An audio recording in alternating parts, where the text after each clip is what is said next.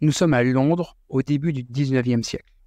C'est là, dans un milieu très modeste, qu'un jeune garçon du nom de Michael Faraday grandit. Son père est forgeron et sa famille a souvent du mal à joindre les deux bouts.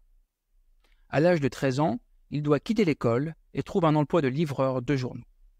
Un an plus tard, le libraire de la ville emploie Michael comme apprenti relieur. Mais ce travail lui permet quelque chose d'inestimable, l'accès aux livres. Il lit tout ce qui lui tombe sous la main. C'est ainsi qu'il découvre peu à peu le monde des sciences. Un jour, alors qu'il a une vingtaine d'années, il assiste à une série de conférences données par le grand chimiste Sir Humphry Davy, un homme déjà célèbre pour ses découvertes. Faraday est fasciné et prend des notes minutieuses. Inspiré, il envoie ses notes à Davy, presque comme une lettre de motivation. Et là, le miracle se produit.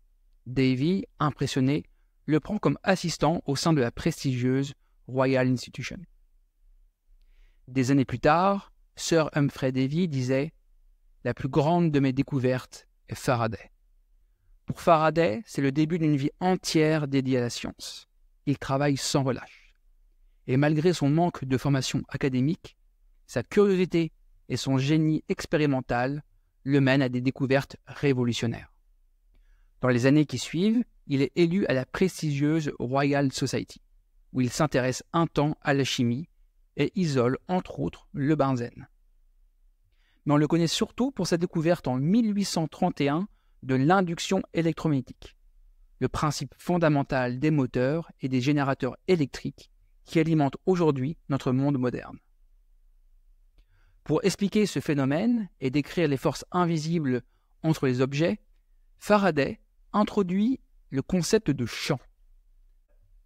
Faraday, n'ayant cependant pas les outils mathématiques pour formaliser correctement ses idées, il demanda l'aide à un mathématicien, un certain James Clerk Maxwell, qui établit alors les 4 célèbres lois de l'électromagnétisme.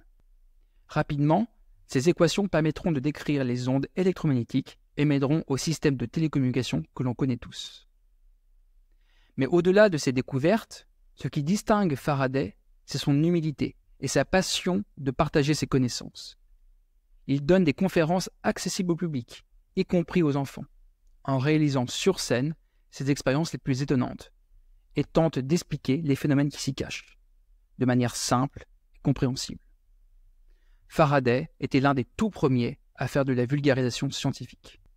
Même en vieillissant, quand sa santé décline et que sa mémoire s'effrite, il continue jusqu'au bout d'expérimenter, de découvrir et de transmettre. Aujourd'hui, le nom de ce petit relieur est gravé dans l'histoire des sciences, et son héritage continue d'inspirer nombre de scientifiques et d'inventeurs.